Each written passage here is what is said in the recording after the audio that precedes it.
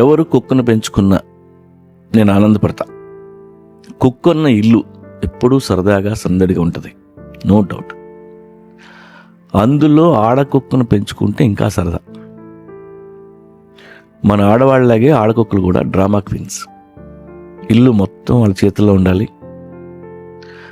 వాటికి తెలియకుండా ఇంట్లో ఏమీ జరగకూడదు, ఎవరూ రాకూడదు. వచ్చినా వాళ్ళు చెప్పినట్టు వినాలి.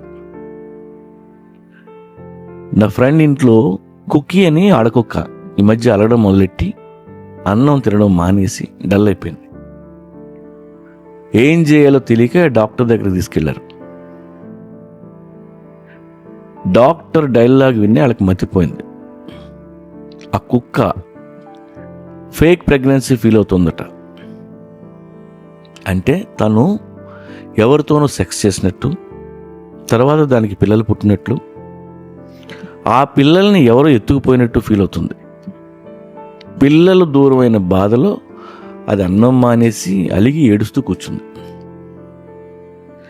నేను మదర్ని అయిపోయాను అని అవి ఎంత నమ్ముతాయంటే వాటి నిప్పుల్స్ ఉబ్బిపోయి పాలు కూడా వస్తుంటాయి. అప్పుడప్పుడు ఫిమేల్ డాగ్స్ ఇలా ఫేక్ ప్రెగ్నెన్సీ ఫీల్ అవుతాయంట. మీ ఇంట్లో ఆడకొక్కలు ఉంటే ఈ విషయం గుర్తుపెట్టుకోండి.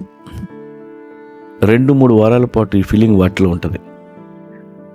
వాటికి వాంతులు అవుతాయి, పొట్ట కొంచెం బ్లూట్ అయిపోద్ది, ఆల్మోస్ట్ నీళ్ళు వేసుకున్నట్టే. ఏడాదికోసారి అవి ఇలా ఫేక్ ప్రెగ్నెన్సీ ఫీల్ అవుతాయి. అయితే నాకు ఇప్పుడే తెలిసింది హ్యూమన్స్లో కూడా ఇలా జరుగుతుందని. చాలామంది ఆడపిల్లలు కూడా ఫాల్స్ ప్రెగ్నెన్సీ ఫీల్ అవుతారంట. దీన్ని ఫాంటమ్ ప్రెగ్నెన్సీ అంటారు. Serious emotional and psychological condition. 20,000 మంది ఆడవాళ్ళల్లో 6 ఇలా జరుగుతుంది. స్ట్రాంగ్ ఎమోషన్ వల్ల వాళ్ళ హార్మోన్స్లో ఎలివేషన్ వస్తుంది. దానివల్ల వాళ్ళు నిజంగానే ప్రెగ్నెంట్ అయ్యామని అనుకుంటారు. అలాంటి వాళ్ళకి అల్ట్రాసౌండ్ చేసి లోపల ఏమీ లేదని, ఎలాంటి ఫీటస్ డెవలప్ అవ్వలేదని చూపించాలి. అప్పుడు వాళ్ళకి మనశ్శాంతి కలిగి తగ్గుద్ది. నాకు ఈ నిజమైన ప్రెగ్నెన్సీల కంటే ఫేక్ ప్రెగ్నెన్సీలు చాలా ఇంట్రెస్టింగ్గా ఉన్నాయి. మనుషుల్లో ఇవి ఎక్కువైపోతే బాగుండు అనిపిస్తుంది.